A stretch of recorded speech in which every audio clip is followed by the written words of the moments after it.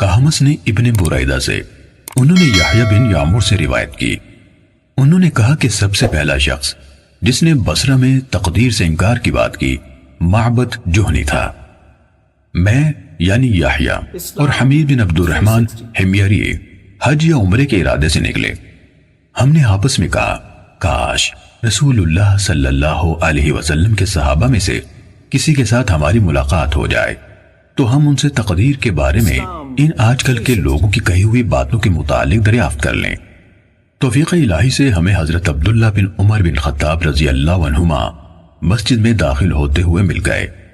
میں اور میرے ساتھی نے ان کو درمیان میں لے لیا، ایک ان کی دائیں طرف تھا اور دوسرا ان کی بائیں طرف۔ مجھے اندازہ تھا کہ میرا ساتھی گفتگو کا معاملہ میرے سپرد کرے گا، چنانچہ میں نے عرض کی، اے ابو عبد الرحمن، یہ عبداللہ بن عمر رضی اللہ عنہما کی کنیت ہے۔ واقع یہ ہے کہ ہماری طرف کچھ ایسے لوگ ظاہر ہوئے جو قرآن مجید پڑھتے ہیں اور علم حاصل کرتے ہیں، اور ان کے حالات بیان کیے۔ ان لوگوں کا خیال ہے کہ تقدیر کچھ نہیں، یعنی ہر کام نئے سرے سے ہو رہا ہے، یعنی پہلے سے اس بارے میں نہ کچھ طے ہے نہ اللہ کو اس کا علم ہے۔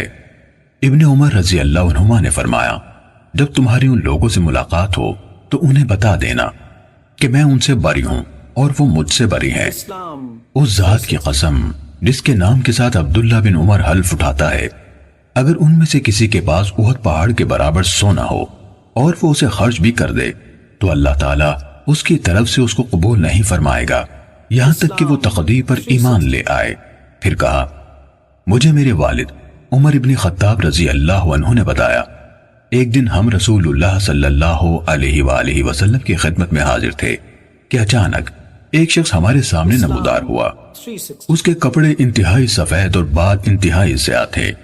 اس پر سفر کا کوئی اثر دکھائی دیتا تھا، نہ ہم میں سے کوئی اسے پہچانتا تھا، حتیٰ کہ وہ آ کر نبی اکرم صلی اللہ علیہ وسلم کے پاس بیٹھ گیا اور اپنے گھٹنے آپ کے گھٹنوں سے ملا دیے اور اپنے ہاتھ آپ صلی اللہ علیہ وآلہ وسلم کی رانوں پر رکھ دیے اور کہا، اے محمد صلی اللہ علیہ وسلم، مجھے اسلام کے بارے میں بتائیے۔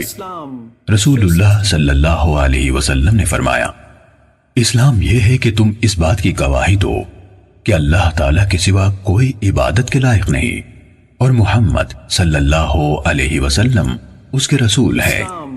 نماز کا اہتمام کرو، زکوٰۃ ادا کرو، رمضان کے روزے رکھو، اور اگر اللہ کے گھر تک راستہ طے کرنے کی استطاعت ہو تو اس کا حج کرو۔ اس نے کہا، آپ نے سچ فرمایا۔ حضرت عمر رضی اللہ عنہ نے کہا، ہمیں اس پر تعجب ہوا کہ آپ سے پوچھتا ہے اور خود ہی آپ کی تصدیق کرتا ہے۔ اس نے کہا، مجھے ایمان کے بارے میں بتائیے۔ آپ نے فرمایا، یہ کہ تم اللہ تعالیٰ، اس کے فرشتوں، اس کی کتابوں، اس کے رسولوں اور آخری دن یعنی یوم قیامت پر ایمان رکھو اور اچھی اور بری تقدیر پر بھی ایمان لاؤ۔ اس نے کہا، آپ نے درست فرمایا۔ پھر اس نے کہا، مجھے احسان کے بارے میں بتائیے۔ آپ نے فرمایا، یہ کہ تم اللہ تعالیٰ کی عبادت اس طرح کرو گویا تم اسے دیکھ رہے ہو، اور اگر تم اسے نہیں دیکھ رہے تو وہ تمہیں دیکھ رہا ہے۔ اس نے کہا، تو مجھے قیامت کے بارے میں بتائیے۔ آپ نے فرمایا، جس سے اس قیامت کے بارے میں سوال کیا جا رہا ہے وہ پوچھنے والے سے زیادہ نہیں جانتا۔ اس نے کہا، تو مجھے اس کی علامات بتا دیجئے۔ آپ نے فرمایا، علامات یہ ہیں کہ لونڈی اپنی مالکہ کو جنم دے، اور یہ کہ تم ننگے پاؤں، ننگے بدن، محتاج، بکریاں چرانے والوں کو دیکھو کہ وہ اونچی سے اونچی عمارتیں بنانے میں ایک دوسرے کے ساتھ مقابلہ کر رہے ہیں۔ حضرت عمر رضی اللہ عنہ نے کہا، پھر وہ سائل چلا گیا۔ میں کچھ دیر اسی عالم میں رہا، پھر آپ صلی اللہ علیہ وآلہ وسلم نے مجھ سے کہا، اے عمر، تمہیں معلوم ہے کہ پوچھنے والا کون تھا؟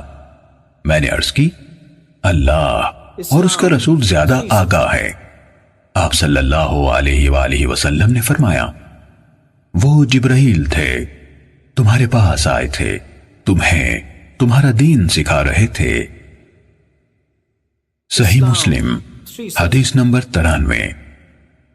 قرآن و حدیث کی سب سے بڑی موبائل ایپ اسلام 360 مفت ڈاؤن لوڈ کریں۔